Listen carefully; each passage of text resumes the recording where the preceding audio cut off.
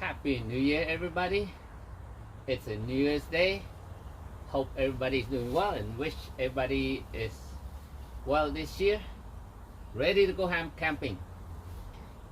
If you plan to buy or build a van this year, good luck with that. Let's go out there and enjoy the outdoors. Here is the video of this week's build. Just in case you don't have anything else to do and staying home, watch some videos, and I'm gonna try to take it easy today. Let's see what I can build, but good luck everybody this year. Hope everybody healthy and wealthy, make a lot of money, go enjoy the camping. Today I'm installing the heater. I'm going underneath the car right now. I got my partner here. He's gonna help me out installing the heater, right, Ace? Ace, you gonna help me out? Yeah? Oh, look at that face. He said yes. Huh? Okay. Let's see what we have. All right, as you can see, I already took off the passenger seat. That's where the heater is gonna be. I drilled a hole. Yep. This is right underneath the passenger seat. Now they have what they call this, the jack, so you don't have much space to drill the hole as the older model, because the older model, the jack was stored underneath the where you put your feet there, but now they moved it here, so you only have like between about 8 inches. You have to make sure you drill it to the right spot, otherwise you're gonna drill over here, which is there's a box underneath. Okay, this van gets the Webasto heater. This is a D2 model. Let's see, it's AirTop 2000 STC. This is the 2K diesel heater. So it's gonna take a while, since I'm too good at this, you know. It's gonna take me more than a day to do it.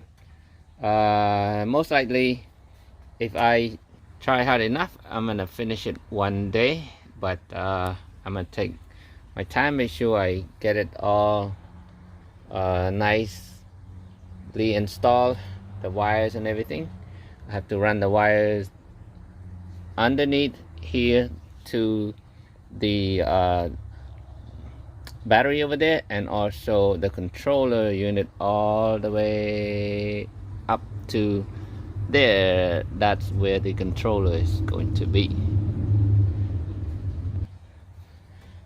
Okay, so since this is going to take a while, and I've already done a video on installing a heater like this, I'm gonna skip this part, so stay tuned. I'll update later.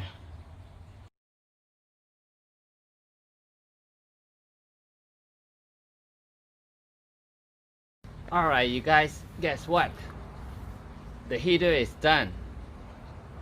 I was able to install it less than a day, and plus while I was down there, I was able to route my DC to DC charger wire and connect it to the battery. That was just the wire that I had left out, waiting for this time.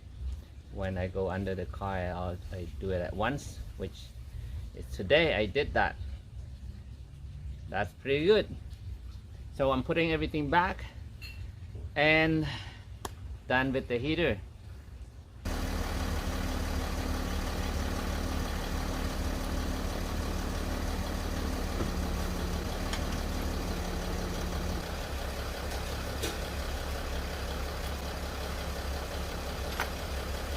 All done. Both swivel seats are now installed, and the heater is complete also. And just test it, it spits out hot air. Alright, so these are our swivel seats.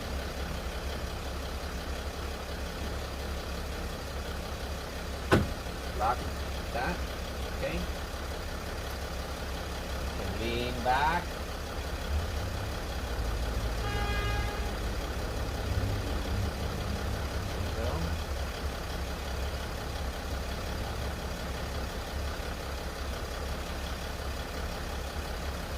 You can have this area, maybe we can put like a dining table somewhere in the middle. How about that?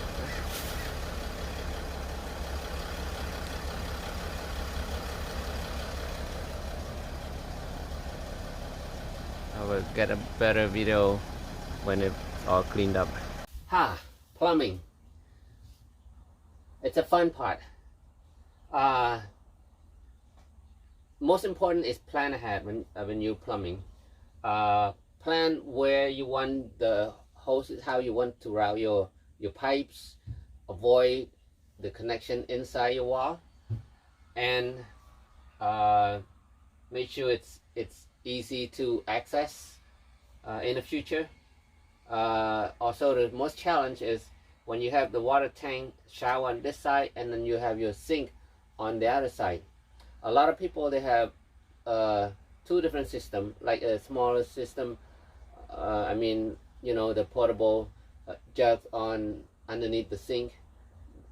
That way you can just, you know, pull it in and dump it just when it's full.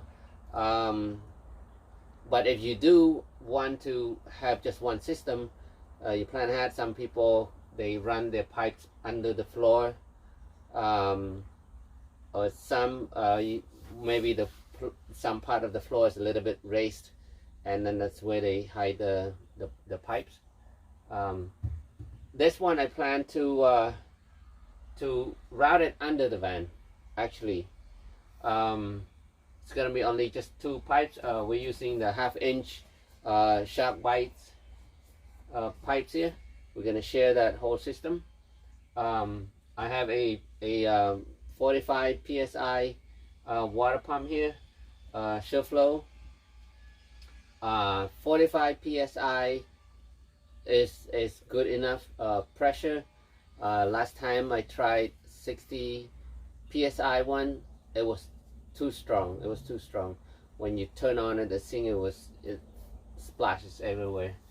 So it's good enough. Not too strong. And it's kind of save water in a way, because if it too much pressure, you just waste a lot of water when you turn on shower and stuff. Also, I'm using the pressure accumulator to help with the pump pressure, and also help control the vibration. And in addition to that, these pipes are the vibration control. I recommend these because I have it on other vans, my vans too. These are like the silencer. You can turn on the shower, the pump's running. When you're outside the car, you don't even hear things. When you walk by the car, you don't even hear the water pump going while somebody's taking a shower inside. I've seen on the big RVs where somebody was taking a shower and the pump was running. I can hear it from the outside, the vibration. So these are really cool. Really, it helps. You know, keeps it really quiet. So with the accumulator and these silencer, it's good. It's good. And also the water tank, I'm gonna have a water tank, the what do you call this, the float.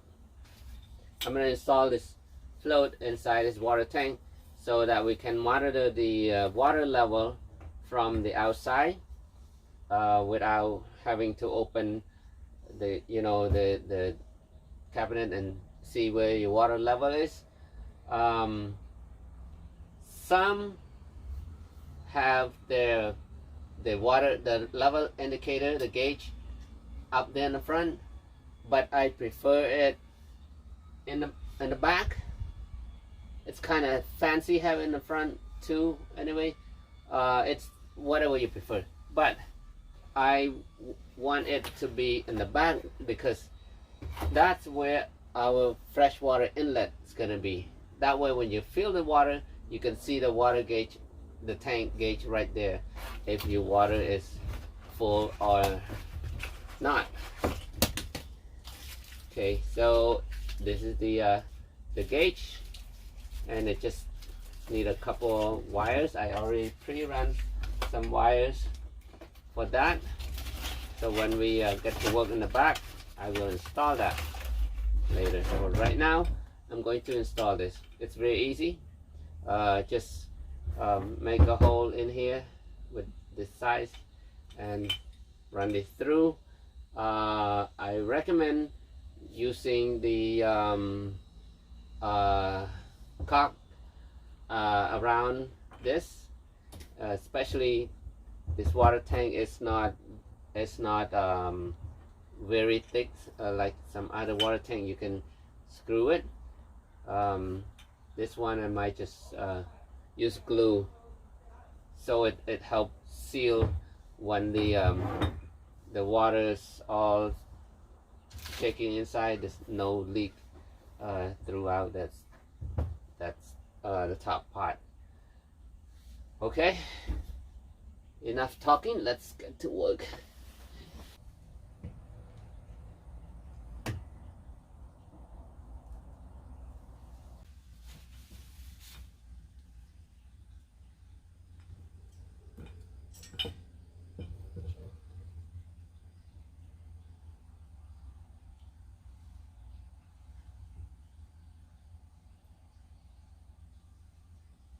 Really small stainless steel screw to hold it in place.